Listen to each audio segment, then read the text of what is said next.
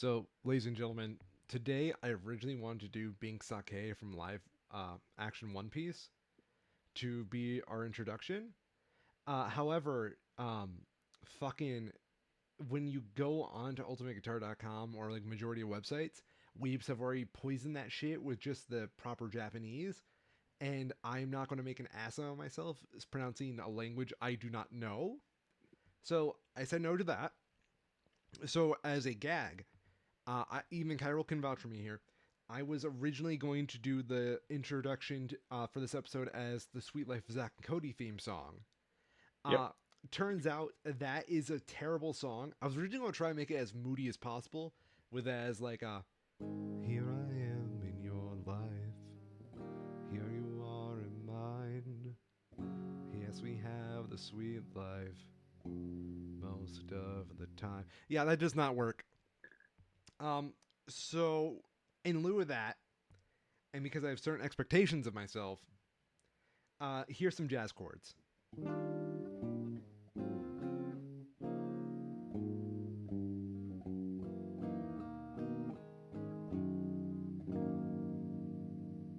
Most of y'all would snap fingers if you fucking tried playing those.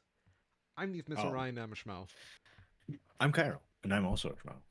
and welcome to the Two Schmo Show. What you were going to say, Kyril? Oh, sorry, I was snapping my fingers. Oh, I I don't couldn't know hear. if it picked up on the mic though. It probably didn't. The No, pop filter. I meant like snap as in break your fingers. But yes, yeah. I see your pun there, mister. I'm trying technology. Ah! So, how was your week, Kyril? Busy, very busy. Partly of my own doing, but overall pretty good. But yeah, very full. Went over to Binder Park Zoo yesterday. I was very excited. They have an old Aldabra tortoise who is, I think, like about 80 years old now, that has been having health problems over the last couple of years just due to age and infections. And yesterday, they were able to let him out into the grassy part of his enclosure for the first time in, like, I think for this season.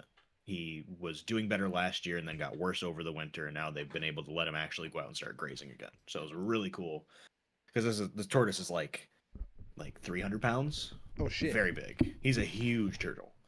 Um, and he was really active, and you could tell he was like, because he's 4 or 5 feet long and a tortoise, but he was trying to climb over the fence of his little penned spot to get to the grassy spot, and he couldn't quite.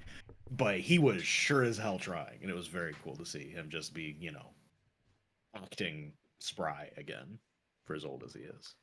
Acting like a young man back in his 80s. Yeah. Pretty soon here, he will probably be the oldest inhabitant of Battle Creek. Who's the oldest Like, now? I don't know, but it's a short list, right? And being a tortoise, getting, some of the best care a tortoise can get in the world, he's getting better health care than most people in that city. Damn. You're not wrong. Like, shout outs to Battle Creek. Y'all don't get what you deserve. Yeah, it's rough out there. Battle Creek is one crisis away from turning into Flint. Oh yeah. Yeah. And we almost had it. Yeah. Um with the PFAS stuff. But yeah, it ain't good. Thanks, Schneider. I think it was in like 2012-ish. Battle Creek was made the esteemed list of top 10 worst cities to live for women. Are you serious? Yeah, due to the increased, it was like a per capita like sex crimes kind of thing, and Battle Creek was very bad at that time, and it's gotten significantly better since, but it's still not great. And it is very much like you're saying, it's on the edge there. It would not take a lot for it to really break down and start to go back in that direction. No, which is shitty because Battle Creek's actually pretty cool. Like, Mm-hmm. Michigan talk, everybody. Sorry for Yeah. everybody who's not Michigander, but here's our politics, right? We have like three cities that actually matter, and they matter for very different reasons. Mm-hmm. Detroit because it should be the capital, Lansing because it is the capital, And Grand Yeah. Rapids because it desperately wants to be the capital. Yeah. Yeah. Anything else, no one cares about you. Grand Rapids really should be the capital at this point Why do you say that? because that is where the majority of like the only thing in Lansing is MSU at this point. Yeah. There's basically zero new development happening there. But Grand Rapids, in contrast to Lansing or Detroit, is very much growing still, and it has a lot of room to grow. I say I don't want Grand Rapids to ever have anything political in Michigan, only because Yeah, that's fair. it's the DeVos playground. It's already bad enough. Yeah, it kind of is. Like it's not the people, it's the people who are in charge of the city I don't like. Besides the fact, Northern Michigan is also pretty cool. It's just a Yeah. shame that no one cares about that politically. They're just tourist traps. I am cautiously optimistic that now things like Starlink exist. Fuck Elon Musk, but Yeah, Starlink is unfortunately a very good product for the regions that need it. And I hope that he can get some competition here soon to push that further. But it makes those regions much more livable for the average person. So for people who aren't just like retirees or, you know, boomers, complete like backwood redneck types that want to be as far away from civilization as possible because they think someone's gonna come and like try to steal their guns or whatever. dude. That's the two kind of people that live north of like South Haven. Yeah, It's I'm retired and I don't want to see anyone, or I'm not retired but I really don't want to see anybody, and it's for weird reasons. for me, I wouldn't mind living out in that area because it's kind of peaceful. Hmm. Oh Like, yeah, so fucking here's pure Michigan. Pure Michigan never captures this in their fucking ads.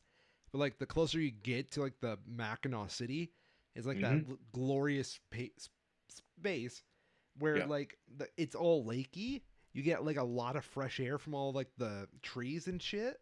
hmm, Petoskey, Traverse City, those two cities, fucking Mackinac City, yeah. those that area is just peak to me. I love that area so much because of just like it's so fresh and wonderful up there. Um, Absolutely fucking love it, and I love it I would on the retire there. north. What? I love it on the when you go across the bridge. Yeah, I know that's a great thing. Michigan, you just say the bridge, and everyone knows what you're talking about because there's only fucking one. there's only one that matters. Yes. There's only one that matters. Um, you go across the Mackinac Bridge, you have like 5 minutes of civilization, and then it's such a stark contrast to even in the northern lower peninsula where you have I think it's like literally like 2 hours in any direction. There is nothing but trees. Let me check the population of the Upper Peninsula real quick. It is almost in. I love seeing the election maps when they go up into the UP because you get every once in a while there'll be like single digit voting report numbers. Yeah, I'm looking at the numbers right now. And yep. Okay, Kyril, Yes. who has more citizens? The entire Upper Peninsula of Michigan or Yeah. the population of fucking Detroit? Oh, Detroit easily. It's more than double. Yeah, I believe it. That is not Yeah. fair.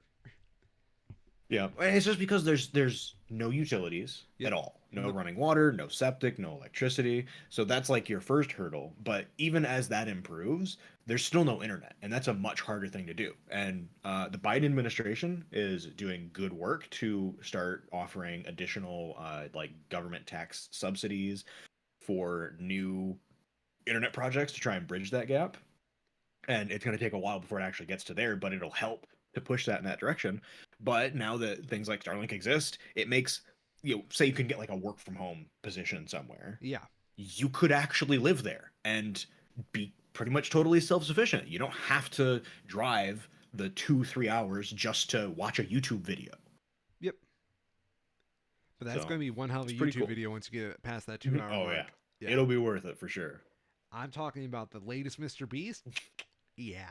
No, fuck that. You're going all that way for the Two Schmo show. Yeah, yeah, Yeah, yeah, yeah. yeah, yeah. If you're not willing to drive 2 hours to download our podcast, you're not a real fan. You are straight up just not a real fan. There's fucking Dane up in the Upper Peninsula right now. That fucking Youper, he'll go all the way for us. Won't you, Hmm. Dane? Wink. So before we get into the entertainment news, I Yo. do have one important news article story to talk about first, and then we'll loop back later with some of the less serious stuff. But it is very much worth mentioning that Morocco had an extremely bad earthquake this week. Oh shit. Uh, yeah, it's very much in the same vein as the one in Syria relatively recently, where significant earthquake. This was a 6.7 magnitude, specifically in like these really old villages, like dating back to the like 1400s. These buildings are right. So these are historic sites for one. They're really old and they aren't particularly holding up well. And this one in particular was apparently quite catastrophic, where the Moroccan government is already reporting a death toll above 2,000, and it is climbing Mm. because they're just going through everything, trying to find any people that they can. Um, Apparently, the deadliest quake in Morocco since the 60s, and given that we're barely 24 hours out from that, it's likely that it's going to continue to increase. So, very sad news, very devastating there. Both, from loss of human life foremost, of course, but also historically, because these are literally ancient villages that would have been impacted by this and are also pretty much wiped out. So, Fuck. definitely worth keeping in our thoughts. And I'm sure there's going to be plenty of information out there for ways to support it. Uh, Otherwise, we've got uh, a pretty light-hearted week to go through this week. We got some movies stuff to go through a bit later, but there was a pretty big non-movie release that I have a feeling you Yeah. want to talk about. So why don't you tell me about Star Wars Ahsoka? So here's what I know about Star Wars Ahsoka, right? Yeah. It is an advertisement for the Clone Wars and the prequels, and Hayden Christensen is there, which is kind of cool. But That's fun. he also looks like a CGI mask all over the place. Yeah. I'm sure. Adult Hayden Christensen Yeah. does not look like a real person. Does he not? It's very uncanny. Let me take a picture of what he looks like now. No, I will say I have not seen Ahsoka, but it is definitely when there is something else on Disney Plus that I am interested in, and hopefully long after the writer's strike ends, I will definitely be watching this because it does look interesting. You need It, to it, watch it looks Daredevil it still. looks well made. Oh. I know, but that's it's old news. No, it's I am. relevant. I did watch the whole first season. I do need to continue watching at least the next couple, but it is definitely on the list. I've canceled my Disney Plus subscription at this point though. I don't So blame you. Like, have yeah, you seen what's coming to Disney Plus now that the strike's like starting to kick in? yeah. Fuck all. Oh, okay. Coming soon, Disney Plus. Okay, for all of you who are ready to start supporting the writers and all the fucking good shit they do for you, Hmm. get ready for the new Disney Plus schedule as it's coming in. Tell me how many of these you've seen a trailer for, or at least have some knowledge of what's going on with it. Okay. Have let's see if I have even heard of them. Yep. Up first is Loki season 2, which Definitely yes. yeah. That will probably get me to renew my subscription for that, and I'll binge a lot of Disney stuff at that point because Okay. fuck, the first season of Loki was good. Yes. Percy Jackson and the Olympians. I had forgotten about that. Yes. That this is the new show, not the movies, but the Oh, new show. I Yeah. I know. Yeah. I had heard about that, but I had suppressed it. I think. Win or lose. Nope. Nope. Okay. Lang Lang plays Disney. Definitely not. This guy's apparently like one fucking hell of a pianist. Like, I'm actually a little excited Oh, for this because I interesting. know my That actually, girlfriend is going to make yeah, me watch this. interesting. That is actually a cool idea. Yeah. Just get people to. I want see. Okay, quick tangent here. Yo. Disney during the writer's strike is clearly struggling. They have already had to bin huge numbers of their programming off of their site, and a bunch of these streaming services have had to just to cut costs associated with continuing to support them, Hmm. and they're wildly underperforming. You know, like do you know anybody that saw fucking Secret Invasion or whatever the fuck it's called? I had one friend who watched it. He told me he didn't get through the first episode. Yeah, it's like it's just not the kind of stuff that people are interested in. But relatively low budget stuff like that, small teams, because you don't need a fucking studio to have a really well done filmed performance. You know, I'm agreeing with you a hard time for that. Like my thing is, I think there's a lost art to concert Mm-hmm. films, Yeah. and I think people really need to start appreciating that, especially when you have people who are super talented, like Lang Lang is. Yeah. Yeah, like Hamilton has proved it on Disney Plus as well, because not many people can Mm-hmm. go fucking see Hamilton with its fucking cast. Yeah. Um, You literally can't anymore. yeah, so there's value in that. Um, Yep. I agree with you. I think they really should buckle down on stuff like this because this Mm-hmm. is easy content and they haven't pissed off Yep. songwriters yet. Stuff like Star Wars Visions too was also a really good, not intended to be a cost cutting measure, but it's far cheaper Yeah. to pay for an animation team than a special effects squadron like they have to. Okay, next one. Animals. Close up. I'm sorry, up close with Bertie Gregory. I have neither heard of that nor do I know who that is. Darn. Okay. Now here's Sorry, the Birdie. obvious Marvel shit, right? Yeah. Okay. I think this should probably tell you enough already because we have not heard much about these, nor do we get a trailer or anything like this. Coming Mhm. soon to Disney Plus, Echo. Marvel Studios Echo, my bad. Marvel Studios What If Season 2. Marvel Studios X-Men 97. What? Marvel Studios Ironheart. Marvel Studios Agatha Coven of Chaos. Do you want me to continue? No, but I literally had not. I hadn't even heard of the X-Men one. Oh yeah, they're rebooting the 97 cartoon. I mean, that's actually cool as hell, but how have they not publicized that better? That's awesome. Well, it's almost like, Good job, Disney. not much You're work is really being done putting your at it. money on that Echo plan. That's gonna work out well. Everybody loves Echo. Oh, I'm sorry, there's a bigger list now. Okay. Of Um course it fucking is. yeah. I mean, they had to delay everything by like 2 years, so their plan that was supposed to go to 2026 is even better now. They've Ooh, got the decade planned out. there's a BTS movie coming. Oh, they heard us. They know we are right. Um God, this all sounds awful. Yep. I Yeah, that is the recurring theme with most streaming exclusive everything is that it is wildly mediocre. It's usually not bad, but it's some variation of either uninteresting or boring. So here's one other thing. This is like the only thing Disney will probably announce that isn't Marvel coming. Hmm. Um, Iwaju, I don't know what that is. a groundbreaking computer animation series that promises to transport the viewers into a vibrant, futuristic version of Lagos, Nigeria. This original series, a novel collaboration between Disney Animation Studios and Pan Africa company Kugali Media, is a historic first for Disney, making its first debut on the world of long form animation. Interesting.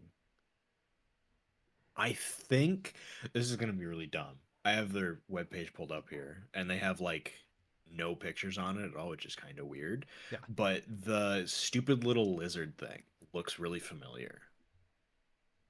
I think I've seen something about this. Maybe as like a high level thing years ago or something. It's an interesting idea. Yeah. That's exactly why I wanted to highlight it because it's the only thing I think on there that isn't relying off previous brand recognition. Yeah. Yeah. I was quite amused. Sort of tangentially on topic. My internet provider and also cable TV. Apparently, Disney is fighting with them right now Oh, you're over. with Spectrum? Yeah. Yeah, I got this text that was like, "Hey, Disney doesn't want to go with us, so here's a free subscription to Fubo or whatever." And it's like, dumb because it's Fubo or whatever, but also I kind of love that level of pettiness, and it's pretty wild that they can just do that in our current streaming age. What the fuck is Fubo? One sec, I'm looking into this. Yeah, it's like a Hulu kind of thing, I think. Yeah, it seems like it's all sports shit. Yeah, but That's I found that amazing. quite amusing. It's just like, yeah, get their asses. So, how much of a fit do you think the Disney executives had when Ahsoka lost this week, in the last week, to a dark horse, really? I can't imagine that they are that surprised. Like Ahsoka is, from what I've heard of the people who've watched it, it's good, but it's not groundbreaking, and it wasn't particularly hyped up. There's like a niche of the people who watched the Clone Wars animated stuff that care about it, and that's kind of it. Yeah. And those people are really excited, but if you don't have that foundation, you have no fucking clue who this is. You don't give a shit. This is the Star Wars equivalent of Echo. I like your way of describing Yeah. that. If you know, you know. If you don't know, you don't even begin to care. So I'd imagine that they weren't especially surprised. Hmm. But, they are also dumb executives, as we've seen with the uh, strike talks. So who knows at this point? I mean, I think they're doing pretty well for themselves, all things considered. Yeah. Yeah. So do we talk about the big one? In a second, apparently there's an I Am Groot show that's Yes. out right now. Yes. I think It's there's on two its second seasons. season. Yep. I have never heard of it. You've never heard of that at all. This is the first time I've heard of it. Damn. That's I don't know very anything dumb. about it. I just heard the name a few times.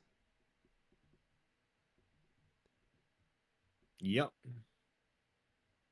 But yes, the actual news of the week. I guess technically last week, but yes. The One Piece is real. Mm-hmm. Netflix has put out its big Hail Mary. Um, the live action adaptation of the famous mega phenomenon across the world, everywhere but the fucking U.S. Thanks for kids. Um, Mm-hmm. that is One Piece live action. What do you know about this, Kyril? The live action in particular, Oh, just One Piece in or general. I have like very high level, like broad concepts understanding of it, but pretty much no specifics other than what I've seen in like memes. Okay, okay, okay, okay. We will live with this. Um, for those of you who don't know, I am a One Piece fanatic. I believe this is probably one of the things that shouldn't be even considered anime. It's too good to be bogged down with the rest of that isekai bullshit. However, I went into One Piece wanting to hate it. I went into it so I could make direct insults at it, and I accidentally grew to like it a lot. So that should say a little bit on it's a power to convert. Would you like to join my religion, Kyril? Nah, I'm good. Fuck you. Um, I've been following this live action since I've heard about it because I just kind of wanted to see what a production of it would look like. Mm-hmm. And I've had good vibes from this thing from the start. Um, Mainly because they've got the original author on board and he's Yep. been very hands on, kind of ruining everybody's day just to make it a little bit better here and there. Um, and it seems to have worked because this is one of, if not the highest rated live action adaptations of any manga or anime. Mm-hmm. Let me see if I can pull the Rotten Tomato score.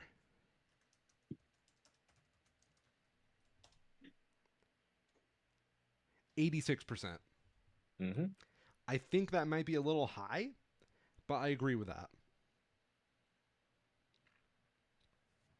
That was kind of my thought. Was it was just like, huh, that's like the audience score is about exactly what I expected it to be. Yeah. But I was like also like that's a little bit higher than I thought it would be for the usual Netflix adaptation. As someone who watched it twice Mm-hmm. for this, Mm-hmm. say it's a solid 8 out of 10. Mm-hmm. So when it sat at 80%, I thought that was pretty good. The 86, I'm not saying isn't earned, but I think it is a little higher than I would have expected. Mm-hmm. I Uh, think that's also probably a factor of Rotten Tomatoes tending to skew slightly on the positive side with how their rating adaptation thing goes. oh yeah, can we talk about that a little bit because Yeah. Rotten Tomatoes The got called out.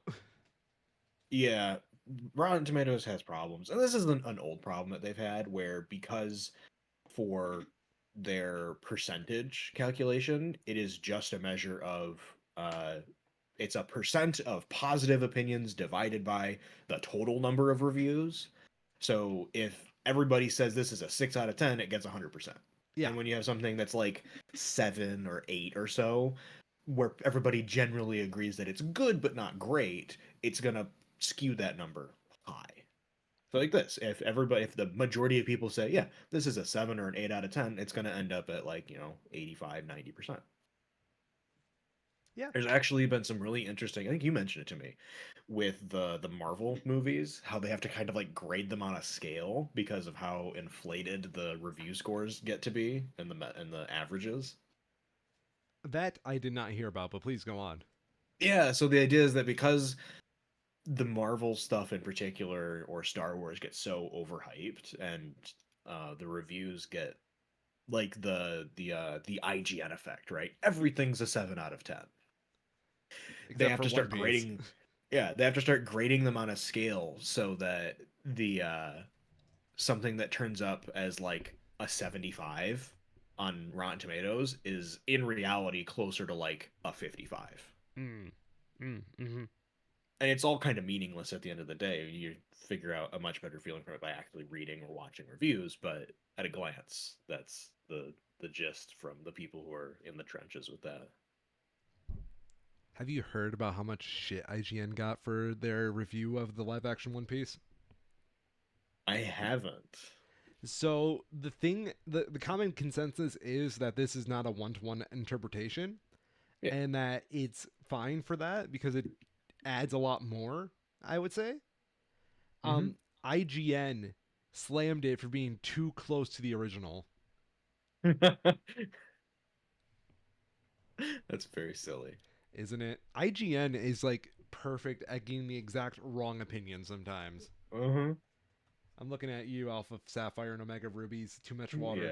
Yeah. They've got their finger on the pulse exactly so they know how to say the worst thing you've ever heard. IGN is that one friend you take to a concert, and when everybody's clapping on 2 and 4, IGN's clapping on 1 and 3, baby. And then you just turn away in embarrassment. That is fucking IGN to a T. My thoughts as a fan. This had no business being this good. I turned it on with my girlfriend, and immediately she still didn't watch it through.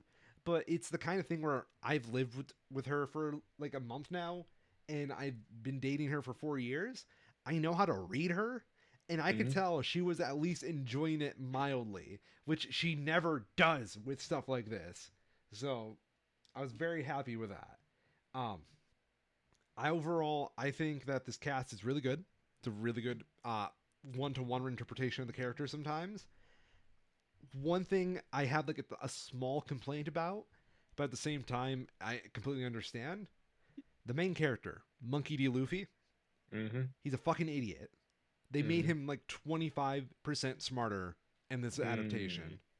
And I know why they did this. It's because TV's more dialogue focused instead of Yeah. like manga or shit like that. So he has to be able to accentuate thoughts to be participate in a scene more. But it's also like just jarring at times because I'm like, you're too fucking smart for your own good, boy. Another big thing. This show, very minimum CGI, believe it or not. Interesting. That's good. Yeah. I think both it And like pretty, I guess all of Netflix's live action adaptations are pretty good with that, where they don't use CGI unless they need to. I think like so for the rubber stretching of Luffy, since his Yeah. main thing is he's a rubber boy. Hmm. Um, they use camera tricks to reduce the use of CGI. Yeah. There's like a formula to how a fight scene works. Luffy does a lot of practical stunts, and then when the fight starts growing larger, that's when he starts stretching. Hmm. And every time he stretches, it's always towards the camera. So instead Yes. of animating like this arm extending in for the uncanny valley, they're animating a hand getting closer to you, Yes. which is That is smart. Yeah. objectively the correct way to do it, I think. Yes, Disney fucking take note. You need that for Yeah. Fantastic Four. Yeah. Yep. They do like really uncanny valley shit too, and it works because again they're using that trick. There's a scene where Luffy stretches his neck out so he can headbutt a guy. Hmm. So instead of like showing the neck elongating, what they do is they have Luffy look like at the camera at a weird angle, and then he just Hmm. gets closer and closer and closer to it. Yeah, Yeah, that's great. that's the only way you can do it. Yep. Or Yep. else it's just gonna look bad. I mean, there is like a couple scenes that look bad, and it's almost on purpose because they just want to show how fucked up he looks. Yeah. Yeah. Which that does seem to be a bit of a theme throughout. Oh yeah. Like, look at this fucked up person. That's like a lot of One Piece's humor. There's my favorite character, Buggy D Clown. Hmm. Buggy, my clown boy. He ate the chop chop fruit. Basically meaning he can chop his body up into any way possible. You can't cut him because he could already cut. And they make full use of the body horror of a clown, creepy clown by the way, that can just chop his body up into any shape and what that would fucking look like. It's horrifying. Like there's just scenes that weren't in the manga or anime that they added where they have his severed head just in a bag because he could chop his head off. Beautiful shit. Horrifying. It's horrifying, and yet he's still calling people shitiots. He's calling them douchebags. He's calling them idiots. Beautiful shit. Mwah. Shakespeare would be so happy. Honestly, I would say watch this just for Jeff. Right? Is it Jeffrey Ward? Is it plays Buggy? Let me check. Rotten Tomatoes doesn't have it. Hell yeah, he's not in the main cast, but he's more like a reoccurring Hmm. role. Who plays Jeff Ward? Yep. Okay. Jeff Ward as Buggy the Clown in this. Hmm. Phenomenal. Best casting in the whole fucking thing, and a thing full of good casting. Um, it is morbid. It is dark. It is hilarious. He is absolutely fucked up. So in the original, there's his introduction arc. He destroys a town, and then he replaces it with his own circus almost because he's looking for a Hmm. map. In this, he doesn't just destroy the town and replace it with a circus. He enslaves everybody in the town to be his captive audience, and he treats them like a live action sitcom where they have cue cards to gasp or to clap or to awe. And that is Nice. absolutely fucked up to me and hilarious. So yeah, overall, I want to fuck the clown. Thank you all for coming to my TED talk.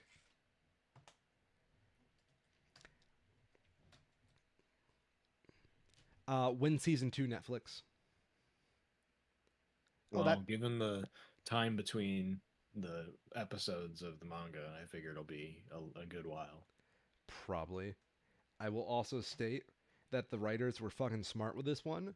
They wrote Mm. season two before the strike, and then they Mm. proudly declared that the moment they give the writers a fair deal, they can get started on season two if you do want to renew it. Nice. Yeah, so as a bartering chip, and since it went Hmm. popular in like 86 countries, uh, Hmm. they definitely know they have a bartering chip. Yep. Yep.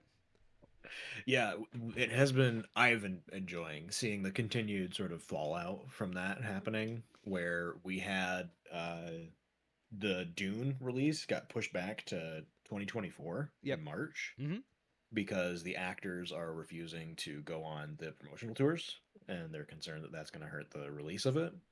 I was seeing on Rotten Tomatoes this week that both Top Gun Maverick and Star Trek are being put back in theaters because presumably Paramount doesn't have the releases that they would want to for now. So they're having to dig out the catalog to play old stuff again. That's hilarious. I love that. It, it's wild because that happens so infrequently now. Like the only times movies have been brought back into theaters was um, Morbius, obviously, and like Disney doing their 30th anniversary whatever thing, where they were putting back a bunch of the Disney like live action films back into theaters as a celebration of that. But for them to just randomly be like, "Yep, here's Star Trek 2009 in theaters again," is wild to see. That's really uncanny. Yeah, Why and is it's it like 2009? Yeah. it's the one that did the best.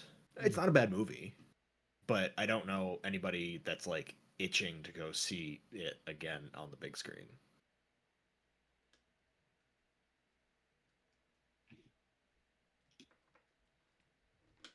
fair enough.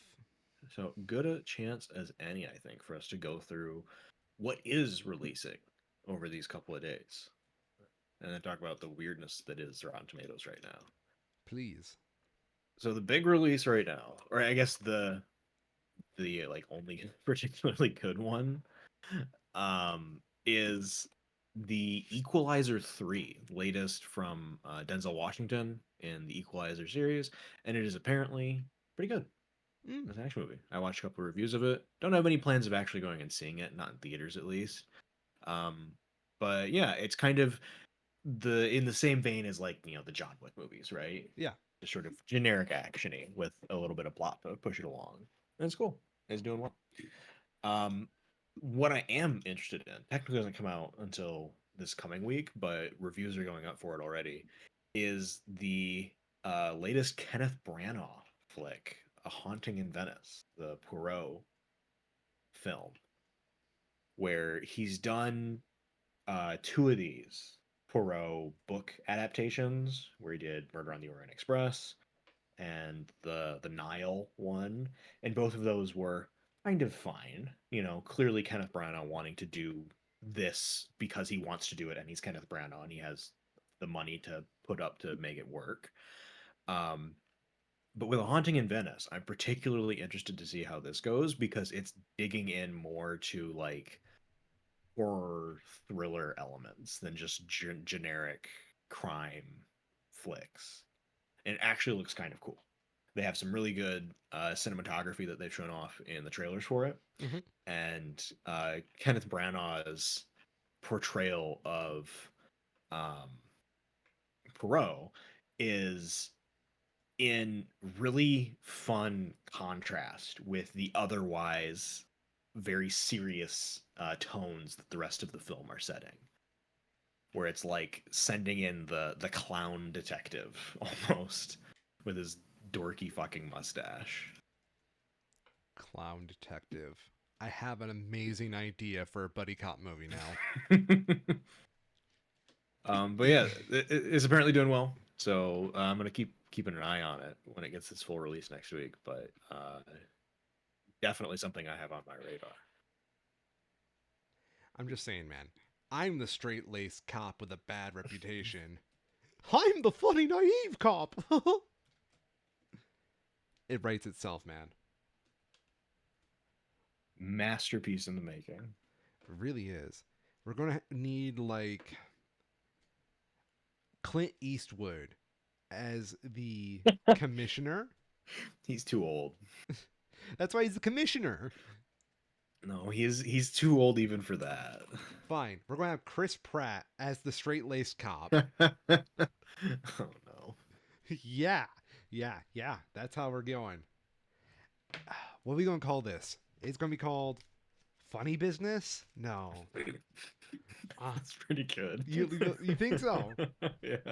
Okay, fuck it. That's Funny Business. I mean, I think we could workshop it better, but as a starting point, that's not bad. Oh my god. Let the writer strike end. I gotta sell this movie.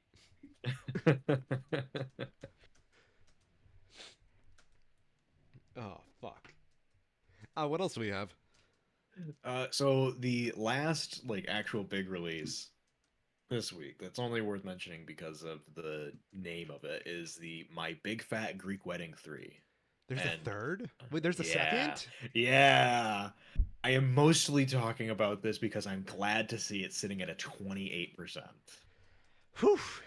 This is like I the way that I have this like sort of genre of movie in my mind is it's like the paranormal activity of 50-year-old women Mm, okay. where they've made too many of them. They are no longer good, but people are going to go see them anyways because they really liked the ideas of them. But yeah, the trailers for this looked obnoxious, and I'm so glad to see that the reviews generally agree. It reminds me of those book club movies, actually. Or 80 for Yeah, Brady. yes, exactly. Yeah. Yeah. I think there was a word for that, like white white grandma cinema or something like that. Makes sense. Yeah, really, it really does. Almost to the end here. I have one that's only mentionable because it has Michael Pena as kind of an astronaut, and the contrast of it compared to his role in The Martian, I find hilarious.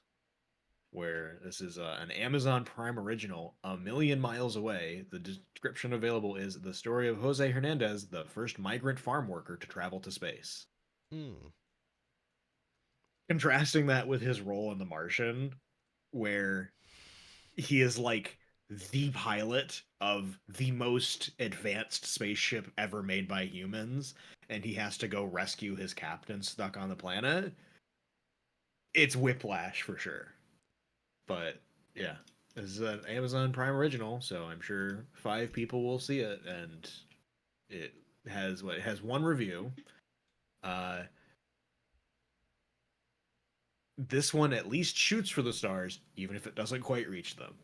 What do you expect from an Amazon movie? is there Pretty much anything to that. watch on Amazon? Old stuff Oh, that Amazon didn't make. stuff they bought. Got it. Yeah. Having an Amazon Prime subscription just seems like, besides the free shipping, the streaming service is more like going over to your buddy's house to watch old films. Hmm. So something else that I wanted to mention here, only because every fucking week I go to this Rotten Tomatoes, new movies in theaters page, and the idea that these movies are in theaters after they started to allow stuff from streaming services to go on has turned into such a gigantic fucking lie. And I have to scroll through some of the just most bizarre shit you can imagine, right? Yeah. Like, there's the usual kind of stuff that you would expect to see. Just generally bad movies, movies that have like a single named notable person that is carrying the entire weight of the film and is otherwise unremarkable. Foreign films have come in a big way, particularly from the Indian markets in China. All of that, broadly speaking, is fine. It's largely inoffensive. It's easy to spot when it comes up, and you can just sort of ignore it.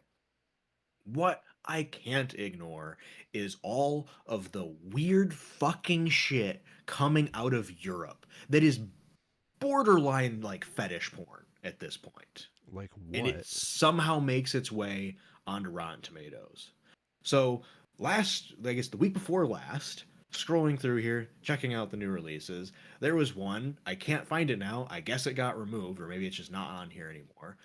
Another one. All of these are from like Europe north of Germany. I would say that's how I would define it. Europe north of Germany. It was a movie, foreign language, releasing literally fucking nowhere. Uh, Detailing a person taking the uh, filling in for their sister in like Foley work for a commercial about like a horse medication, and the person needs to like do the horse noises for the fucking ad or something, whatever. And then from there, it apparently devolves in them turning into a horse and having sex with the director of the film. And that's like, there's probably more to it than that, but there's not more than that in the description. And it makes it very hard to talk about because it's so weird and out of place compared to like what you would expect on a slate of movie releases. After hearing that, all I have to say is I'm Mr. Ryan and I've been a schmo. Oh, it gets worse. No, it does not. You can't. This week, we have Good Boy, a Norwegian language film described as a mystery, thriller, horror comedy Okay. detailing the adventures of the sorry, not the adventures, the events seen by Sigrid, who matches with Christian, goes on a date with him, thinks she's found the one, but finds out he lives with another man that acts like his pet dog. She tries to be open-minded about it, but they say begins to notice an insidious undertone to Christian. It's not even feature length. It's only 79 minutes. What the fuck did you just say to me? In the name of our Lord Jesus Christ, I repel thee. And the best part, it has a 91%. Something tells me that the people who go to see that would expect it to be a pretty great time. Yeah, it's just like, okay, I'm sure for what this is, it's fine. I don't see why this Norwegian foreign language film that is apparently available on fucking Vudu and nowhere else is on Rotten Tomatoes, sharing the same space as like it's literally right next to My Big Fat Greek Wedding 3. So It is you, between My Big Fat Greek Wedding 3 and the re-release of Top Gun Maverick. so you're saying the pet fetishist film is Yeah. on Voodoo? You want to say that one more time Yes. for our It's audience, on Cairo? Vudu and Prime. And Amazon Prime. Voodoo Amazon and Prime. Amazon Prime is where you can find this fetish film. Yeah. It's like, if that's your thing, go fucking wild. But why is it on Rotten Tomatoes? Why do I have to be the one that sees this and has to figure out if the title that just says 91% Good Boy is actually a movie worth giving a shit about? Especially since it released not like 3 weeks after the fucking re-release of Old Boy, which is a genuinely really good movie being put back into theaters for the first time in like 20 fucking years or whatever. Do you think they rushed like the schedule for Good Boy so it can be in theaters around the same time as I Old Boy? I don't know. You know, it was bad enough when you would get like film festival schlock.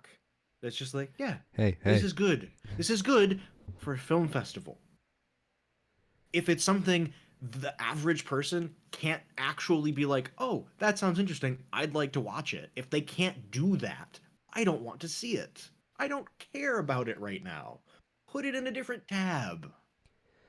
Don't describe it as in theaters. That's the big thing for me. Don't say it's in theaters if it objectively fucking isn't. That being said, the film that I composed for Ohio Horse is going to Yes. be playing at the Hell's Half Mile Festival in Michigan, Yes. Bay City. Wink, Yes. wink, nudge, nudge. We gotta stay good on the film cruise or film festival cruise right here, man. You might cause me a deal, Film film festivals are awesome, aren't they? Though but they are objectively a different category of film. I Like would by say, yeah, definition. yeah. By No, definition, they are meant to fill a different role. And it's a good role. It's a needed role. it's more artsy shit. Yeah. Like you I mean, can't. even when it's not though, it's a different tone. Yeah, I'd Because a say lot so. of there's plenty of film festival stuff that does end up getting a wide release. But my problem is not with those. Those are fine. Those you can just be like, click, interesting. Maybe this will get a release eventually.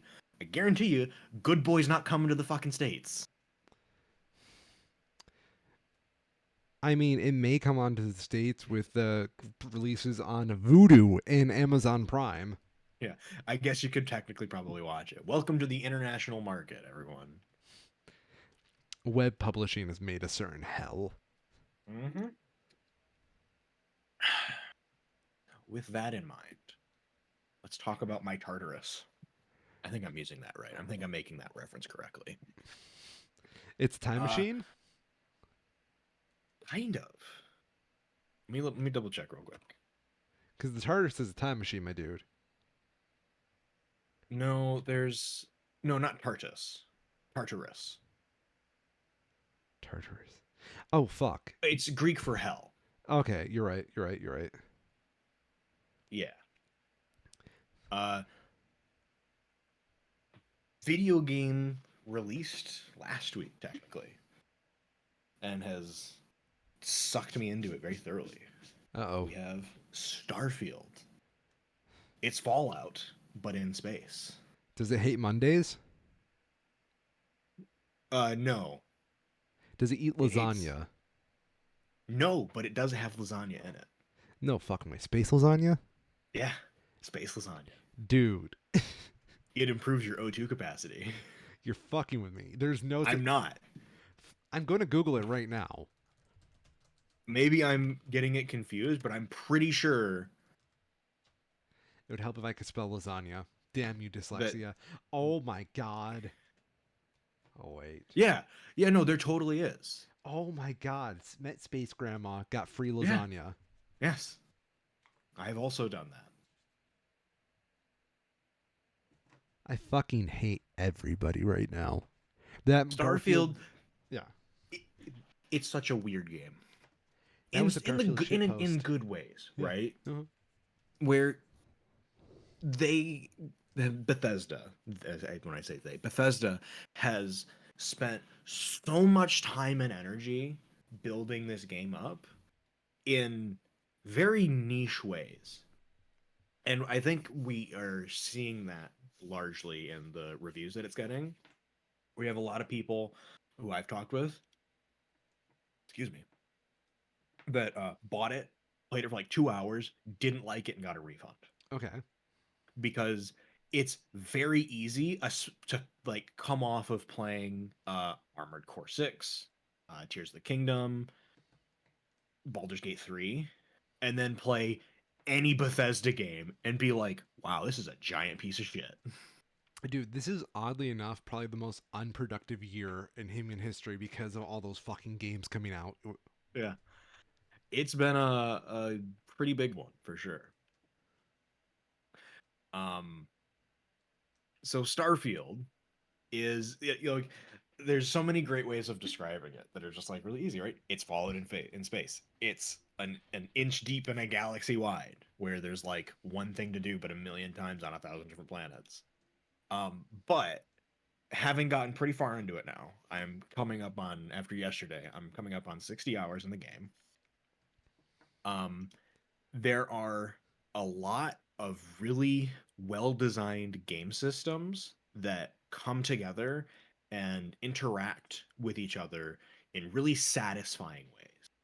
And in talking with the people who have stuck with it, those systems are able to be applied into different aspects of the actual game itself, where you can play it and go through the main campaign, but in doing so, focus on different pretty typical Bethesda RPG things, but still have a good experience sort of self catering to you. Mm. So I had a friend talking about it who is really into the sort of like No Man's Sky light features of it, where you can go in, you can mine resources, build outposts, and then work your way through those sorts of environments to be your sort of main gameplay loop, where you're doing that to get your resources, to improve your kits, to expand that aspect of it. Where me, I've been very much into the space combat and weapon upgrades, Mm-hmm. where I've probably spent 5 hours at least just in like because you can build your own spaceship. You can pick different modules and different components and weapons and stick them all together however you want to do it and build a completely unique spaceship for what purpose you need. And then you can go in and paint it however you want. And you can stick all these modules together in literally any position you want. I saw a post of somebody that like completely gamed the system because of the way that enemy targeting works, where the enemies target the average center of the mass of your ship, which if you're building a ship that makes sense, is going to be in the middle of it. So they hit the middle of your ship. If you then decide to just make your ship a gigantic L, they will aim in the middle of the L where your ship isn't, and you're basically immune to damage in space. But you can do that. You can make a giant fucking L out of your ship and not take damage for the rest of the game. And that's just something it lets you do. So there's a lot of really cool stuff like that. Um, they've taken like the Fallout style weapon crafting system and made it way more meaningful and fun to actually engage with.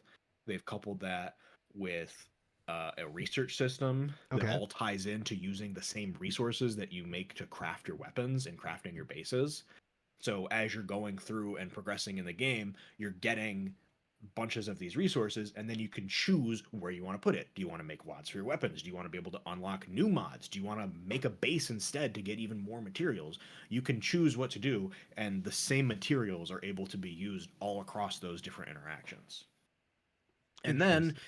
there's your usual Bethesda RPG story that's window dressing as much as anything to coax you deeper and deeper into the environment. And it's a lot of fun. I easily could see myself spending probably 200 hours before I even finished this first playthrough. But which is better, Starfield or No Man's Sky? They are very different experiences Really? because, oh, yeah, Starfield is, as much as anything else, a first person shooter. And if you are measuring those two things on which game is the best first person shooter, Starfield wins hands down because No Man's Sky isn't really an FPS game. If you're measuring it based on what's the best resource management space sim game, No Man's Sky probably wins. But Starfield is trying to juggle so many different things at a very much lower level of complexity that it doesn't have the room to be a master of none. And it comes at the genuine expense of other features that it should be better at. One of the big names that's been going around is the game with literally 1,000 worlds you can land on and no maps. I think we talked about this when it was in like the pre-review thing, where I sent you a picture of it. But the planet side maps for everything is just like a flat texture with slight elevation changes, and Mm. it's basically useless. And at a certain point of playing in it, you just accept that it's useless and you don't look at it. But when you're first starting out and you land in the big metropolis city spot and you're like, I'd like to go to the weapon shop. Where is the weapon shop? There's not a way to find that out other than by just walking around the city and finding it. There's kiosks that will tell you a weapon shop exists, but it doesn't have a map either, and it doesn't tell you which way to go to get to it. It'll only tell you like the broad district that it's in. So you have to go out and start walking through these environments, reading the like signs outside these buildings to figure out which building is which. And that has a cool element to it where it forces you to engage with the environment that you're around. And it does help later on as you're going through quests, it sort of trains you to look for landmarks and to get in the habit of reading what the buildings actually say. Okay. But having a map would still be really fucking nice. And there's a lot of stuff like that where the game cut massive corners in order to release in an at all finished state. But it's still a lot of fun. I think comparing it to like cocaine is very accurate because like if you meet somebody that does cocaine, they're gonna be like, "Yeah, cocaine is great. I love cocaine. Don't do it." Because and that's the game. I love it. It's great. I'm gonna spend another 200 or 300 hours playing it. I don't think I would recommend it to someone though. If you are the person who knows you'll like this, you know you'll like it. You don't need someone to recommend it to you. The aesthetics of it will sell it on you. The gameplay loop that past Bethesda games already have will sell it on you. Anyone's recommendation is not going to change your opinion of that. It's more of the same. And for some people, that's a really good thing. But for others, that's a non-starter, and that's fine. So yeah. So you're not a pusher. Congratulations, Kyril. Yeah. No, don't do drugs, kids. And video games can, in fact, be addicting. They Ain't trigger that the the shit? they make your brain go happy.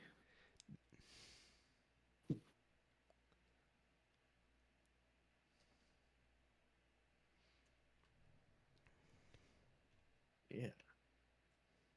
And since we have a little bit of time here, some like real news. There's real news? One of the like Scientology rapist guys got finally arrested and tried this week. Yo!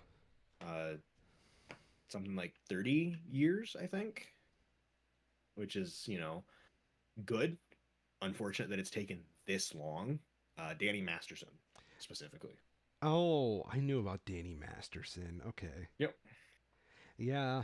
Which is sad because, like, he was my Yeah. favorite character on the show he was a part of. Yep. But too bad he's just a piece of shit. Yep. Yeah.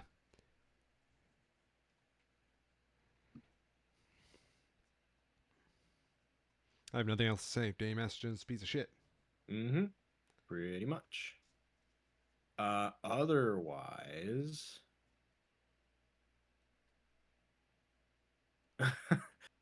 they're apparently still trying to find this guy that escaped from a Pennsylvania prison. Well, did they like ask him where he was going before he left? No, they forgot. Silly bitches. Apparently, the jail he broke out of had a single person who was monitoring it the night he broke out, and they fired that person because clearly it was the individual's fault and not the fact that they only had one person stationed to watch an entire prison.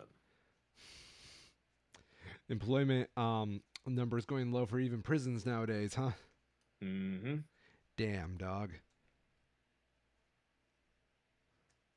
You see, that's where our show comes in. If you were a prison warden, and let's face it, I know half our audience is, we will watch your prison and do a show inside your prison. Mm-hmm. No, What no, was thank the you. other? We had some news, I believe it was this week, uh, on the January 6 trials. Where'd he go? Proud Boys guy? Enrique Tarrio. Yeah, Enrique Tarrio. Yeah, sentenced to 22 years, I want to say, for yeah. his role. Suck it. Yep. Get absolutely fucked. Hope the last 3 years made it worth it. Mm-hmm. Probably not. He's probably been bled dry of fucking legal fees. I don't know. The thing is, these are the kinds of idiots that try to like represent themselves because they're too stupid to realize that's a bad idea. Well, it's They're very almost. detached. Yeah, you're right.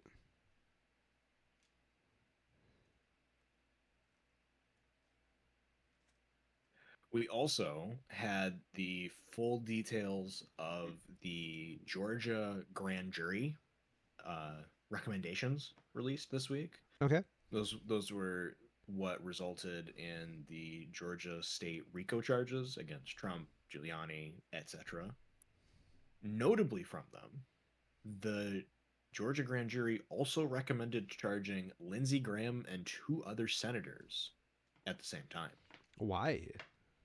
for their because Lindsey Graham also called the Georgia governor the same way Oh, Trump did. fuck. So they have not been charged yet, of course, being senators. Uh, that is going to be a longer process because they're going to try and appeal and be like, "Oh no, I was just doing my job. I was in the Senate chambers, so that gives me the right to do anything illegal. You can't, stupid shit like that. That probably won't hold up, but it's a smart move to not embroil them in this RICO thing because their challenges would then hold up everyone else's trials. Do you know about Project 2025? No. Oh, this is interesting. So, it's a conservative conspiracy plan for when they take back the White House, which they believe will Okay. be 2024, 2025. Yeah. They released a 180-day playbook of how they want the Great. administration to work, the political agenda, which is basically just a manifesto. Yeah. It is really shitty and stupid, and it basically just it's just sucking off Ronald Reagan, Yeah. which I don't know why you want to suck off Ronald Reagan. He did. And I kind of suspect Marjorie Taylor Greene wrote it because I had someone read this to me out loud, and well, the person was female, and all I could think about was how it sounded like Marjorie Taylor Greene. Maybe because I've listened a little too much about of a female voice being Marjorie Taylor Greene spouting Mm-hmm. off this kind of shit. Yep. That seems like about what I'd expect. Yeah. What I find very hilarious is that they don't name a specific who's going to become president for that plan to work. Mm-hmm. As if they are like split up between a couple different candidates and none of them are a perfect match. Well, I'll say though, the scary part of it is that for the GOP, it doesn't matter to them. No, it doesn't. Anybody that they put into the presidency is just going to be some sort of a crony to meet the demands of their billionaire donors. Yeah. Like the existence of Project 2025, a privately funded, privately backed, privately sponsored political campaign with no attributed membership to it, is purely indicative of that. Yeah. You're right.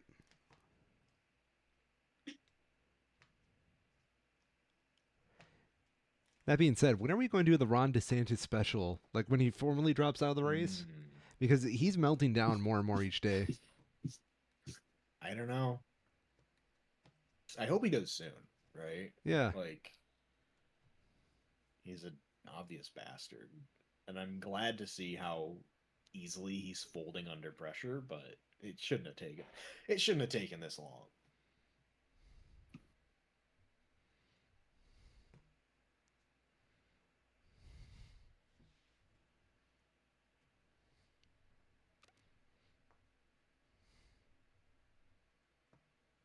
Also had the governor of New Mexico issued an executive order suspending the right to carry firearms in public across Albuquerque. Whoa. That's kind of big.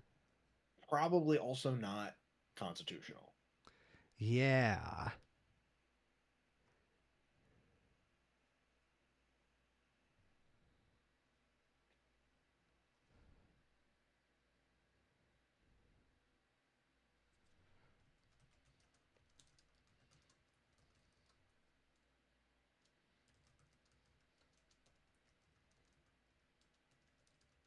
Off the top of my head, I think that's pretty much all that I have here. Doing a quick check, make sure I didn't miss anything. We had some more details released about Elon cutting off Starlink access to Ukraine because he still doesn't understand what being a military contractor means. It means he gets subsidies. Yum, yum, yum. I really don't get. I don't. I guess nobody does, right? Like how Elon Musk manages to wipe his ass without fucking everything up. Like Well, probably because he has being, bidet. I guess so. Being a government military contractor is like the easiest money making job ever. And he's found ways to screw it up like 5 times now because he just can't keep his mouth shut. Yeah. It's so dumb. My favorite is that he wants Russia and Ukraine to come to a truce, Mm. as if that's even possible right now. Ever. Yeah, no, it's of course it's not Yeah. because he's a Putin shill. Listen, guys, I think it'd be pretty cool if Ukraine just gave Putin what he wanted and Putin would just stop hurting people. Mm-hmm. Yep. Kyril, have There's you. a. Sorry. I was gonna say just on the topic of Elon, he apparently did a live stream this week from his Tesla, letting it do its self-driving thing, and it called into question how he was able to do that because by both Tesla's own admission and the laws where they operate, their autonomous vehicles have to have certain safety features in place, right? Where you have to be like having your hands on the wheel still kind of stuff. but he was live streaming, so he was obviously not doing that. People dug into the code for Tesla and they identified an additional hidden driving mode called Elon mode that No. basically turns off all safety features or all like Dude. safety precautions so he can just do whatever the fuck he wants. No. Yeah. Yeah. That's amazing. That's like Mhm. Disney supervillain levels of stupid bullshit. Yeah. And they named it Elon mode. Why did you just drag yourself into that like that? Oh yeah. You could have called it admin mode. You could have called it fucking I don't know. You don't have to link it directly to you. Literally anything else. Yeah. You don't put your fucking name on something that can get you violated for like traffic safety laws. Because like could this open up a class action lawsuit? Probably not. You don't think so? Okay. But it does have the potential from like increased DOT scrutiny and auditing Cuz to like make sure that they're compliant. yeah, cuz the way I see it is someone's going to find a way to get their Tesla into Elon mode.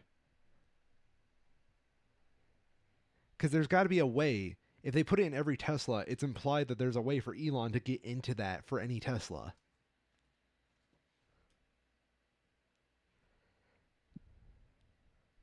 Mm-hmm. So what the fuck? How do you do it? Will Yeah. you find a way to do it? Because someone's going to find a way to do it now that they know it exists. I mean, and that's ultimately the it's the same kind of problems that automotive regulation and really most regulations have had for a long time, but it does make it a bit scarier, right? Yeah, Where people have been defeating emissions devices for years. Um, they have done similar things with firearms. It's pretty trivial to take an average firearm and make it semi-automatic into a fully automatic weapon through, destructive means. Um, Especially with older ones. And even though they have, laws and, things in place to try to stop that, there's not a lot to prevent it. But in those cases, most of the time, if something like that's happening, it's being done in a way that's relatively harmless, right? It's like, oh, I want this thing or I don't like this thing, so I'm going to change it. And the odds of that actually ending up in a way that's largely destructive or getting into the hands of someone that's going to harm someone else is pretty minimal. yeah, With something like this, having these autonomous softwares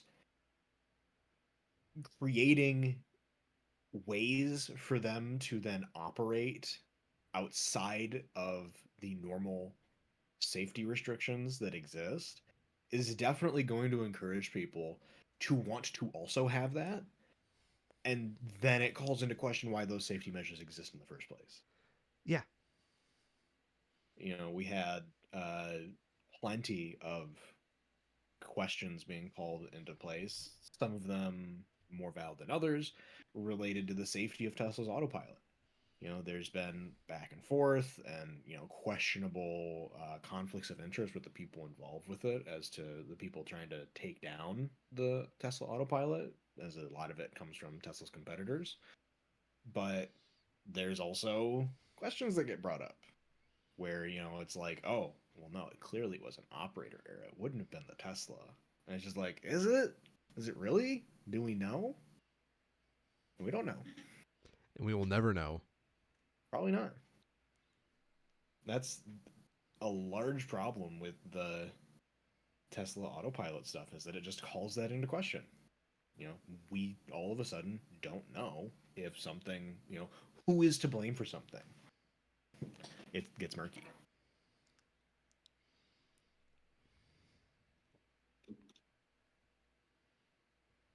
In other news, I believe we can now say that the assassination of Shinzo Abe Yeah, most successful assassination since World War One.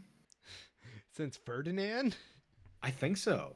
Japan has announced that they are moving to remove the Unification Church, the Moonies, tax exempt status, and may be moving to dissolve the group entirely. Okay. I want to drop character for a little bit. I want to speak directly to the audience, Mm. our fine Japanese audience. Hello. I'm going to have an interpreter on my side doing whatever it needs to, like subtitles underneath me.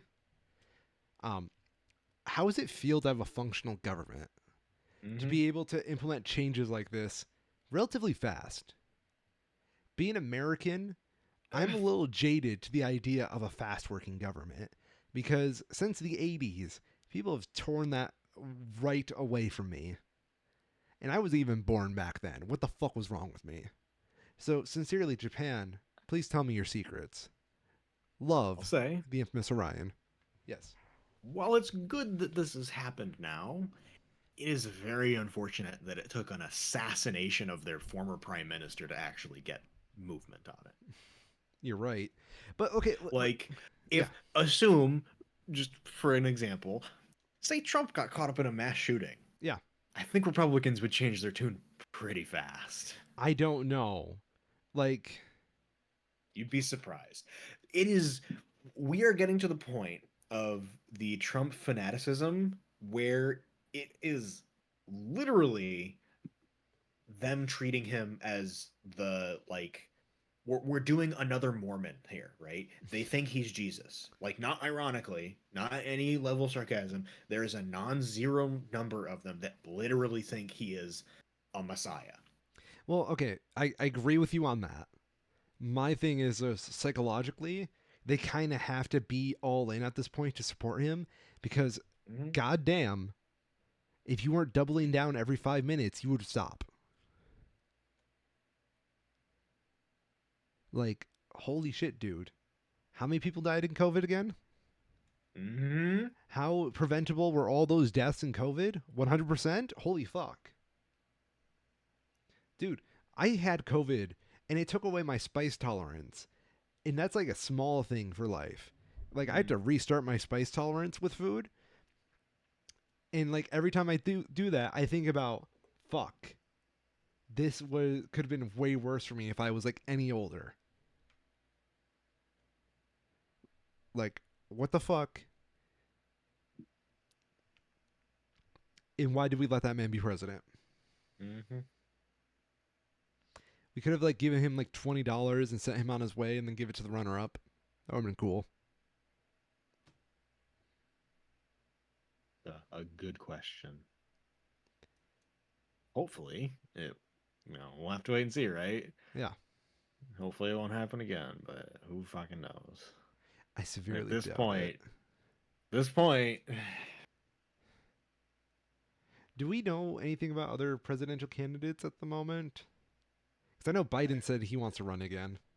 yeah, as far as I know, Biden's going to be running for re-election, unfortunately. But I It think the more frustrating part is that no one else has stood up as an alternative. Like, the only way that Biden doesn't get to be the nominee is if somebody else says I would be better, and that hasn't happened. no, because they're scared. So we'll have to see what happens. It is, we're about a year out now, so it is starting to happen for sure, but it isn't there yet. Um, the Republican side definitely, I think, jumped the gun a little bit, and we we saw that with the quality of the candidates at that one debate that they did, where Yeah, everybody was horrible and barely even coherent most of the time. it felt like they were doing a Mad Libs. Yeah, yeah, yeah. Yeah. In fact, I'm gonna pull up a Mad Libs right now, right? Hmm. And we're gonna fill it in like a conservative would. Okay. Okay. Yeah, Okay. yeah. Okay. Let me get a Mad Libs. Please hold on. Yep. And we're going to see how close we can get to like some of those bullshit things they were saying. Okay. As a side note, while we're looking it up, I was going to mention playing Starfield this morning. There was a literative, I actually call it like a literative device that they use that I find super fucking annoying. What is that? Where, so the game is set in like the 24, 2500s. Okay. So future, but not super distant future. And you have a mission that takes you back to like the long ravaged Earth to scour through the ruins of NASA, looking for up like artifacts and how spacefaring started for your culture. And you go into the building, and my companion says something like, looking around, just like, I I can't believe, how far we've come. The people who worked here would have no way of imagining where we are today. In the game made in 2023, literally imagining what the world might look like in 2400. It's like, you're doing that right now, bro. You're not like, I know you're a writer, you're cool, you're doing your job here, but like, please have some self-awareness. Okay, here we go, Kyril. All right. Okay, this is a Thanksgiving based one. Mm-hmm. So, it was an adjective day. And it was an adjective. Go. Okay. Adjective. Woke.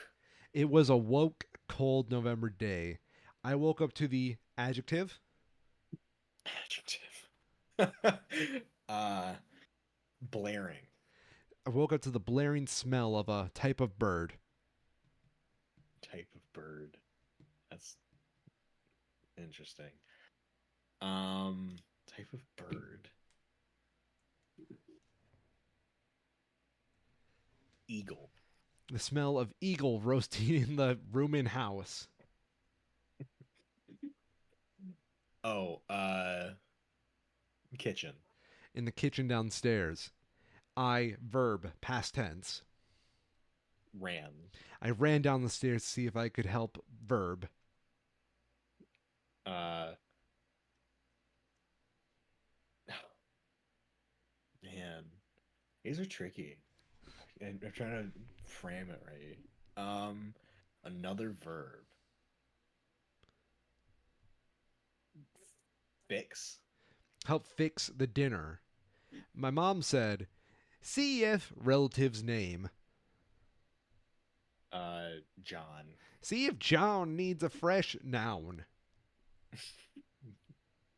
A fresh noun? What? Put in a noun. Yeah. Uh, gun. See if John needs a fresh gun. So I carried a tray of glasses full of a liquid. Uh, There's only like three good choices. yeah, it's tricky. Uh, bush. Bush Of light. push into the blanking room.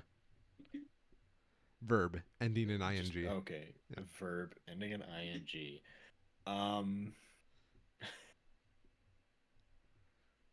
I guess it would, man. Verb ending in ing. The just let's do shooting. Shoot. The shooting room. When I got there, I couldn't believe my part of the body. Plural. Part of the body. My ears. My ears. There were plural noun, verb ending in ing on the noun. Oh my god. Wait, say that again? There were plural noun, Okay. verbing on the Yeah, noun. on the noun. Okay. Um, Plural noun. I mean, there's like obvious ones, but I'm trying not to do the obvious ones. There were liberals, critical Yeah. race theorying Yeah. on the There were pool table. liberals.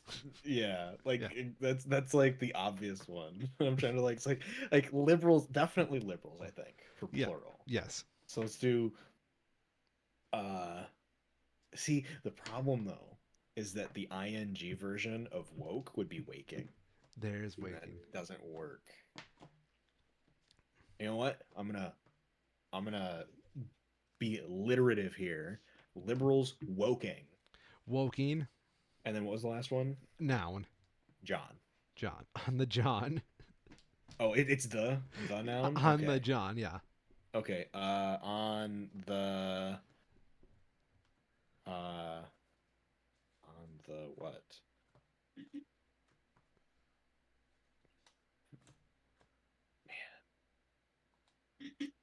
'Cause I was On the thinking, I was trying guns. to. Sure. Okay. Why not? It was a woke, cold November day. I woke up to the blaring smell of eagle roasting in the kitchen downstairs. I ran down the stairs to see if I could help fix the dinner. My mom said, "See if John needs a fresh gun." So I carried a tray of glasses full of Bush into the what the fuck shooting room. When I got there, I couldn't believe my ears. There were liberals woking on the fuck. What was the last noun? It was just guns. On Guns the on the gun. On the gun. guns. I'd vote for that Yep. president. Send it to Fox News. It's ready Yeah, for print. ready for print. News bulletin. Makes about as much sense as the usual shit they report on. What the fuck is Tucker Carlson doing now? I think he has like a book tour. Oh, cuck. Yeah. Television cuck has to go to books Tuck instead. tuck. Anything else we have for the show this week? Um that's funny. Sorry, real quick. I'm skimming Reddit here, and there's a cool guide about how diets actually work, and it has a bunch of different diet names, short descriptions for them, and how they work. Okay, And the how it works section for all of them is by creating a calorie deficit, that's true though. which is like, yeah, that's true. Yeah, Technically correct. that's the secret to losing any weight. Hmm. Okay, Yeah. So yeah, One Piece good, Starfield good for some, dangerous for others. Assassination of Sensei Abe effective. Effective. I was It's a waiting. good example. This is kind of morbid, right? Yeah, But it's actually a really good example of how violence can be very effective when used pointedly, right? my We have. man, you just said an argument for terrorism. I'm not saying do a terrorism. I'm saying terrorism has the potential of being very effective when implemented in certain ways. Oh, you mean like how the 9/11 happened and then the effect after I'm not that s- was an I'm invasion? not saying do a terrorism. I'm just saying terror. I actually, you know what? I don't think I would call Abe's assassination terrorism. Okay, what would you call it, please? I don't think it was intended be to cause terror, Okay. to scare anyone else. In the shooter's own words, because he's been arrested, he's probably going to get sentenced to death or whatever. Yep. But he has said that he wanted to assassinate the actual heads of the Moonies, of those families, um, but could not see a way to feasibly do so. And the next singular best most impactful target in his eye, and this is all obviously, it is literally from the perspective of an assassin, the logic is not sound, Yeah. right? But in his mind, the only other way to do it would be to assassinate their single biggest, influential donor, which was Shinzo Abe. And in doing so, he hoped, and we're seeing it happen now, to bring better attention to um, the that the Moonies have done, and it destroyed his family, it destroyed other people's families, and it is certainly a relatable cause. And I view that in comparison to so many of the actual acts of like genuine terrorism that we see in the Middle East and in the U.S. with mass shootings that are done with the explicit purpose of instilling terror in their targets, because their targets aren't the people that they're literally shooting. Their targets are everybody else. They want everybody else to be so scared of the potential of being shot that they stop doing the thing that they don't like. Mm. Mm-hmm. Okay. Whereas with Shinzo Abe's assassination, he only wanted to kill Shinzo, and he did that. the threat of him doing harm to someone else is basically zero. He's not part of a larger group. So like it is like textbook terrorism by definition, but in terms of intention is not. It's different. So yeah. I'm Youth Miss Orion, and I do not support terrorism, unlike my friend here. I am Chiral, and I also do not support terrorism. I just think it can be interesting thought exercises to, go through the philosophies of these sorts of individuals and just analyze them. I agree to that. I Yes. had a small phase where I was very much like that as Mm. well. I kind of did not want to keep doing that because just out of fear of my Yeah. own mental health. It's hard for Yeah, sure. yeah.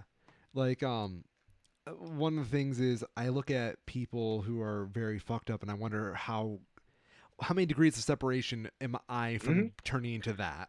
Oh yeah, and empathizing with that in any capacity can definitely be a slippery slope if you're not careful. Yeah, it's very scary. I don't recommend it to like anybody who not in a good frame or good living situation.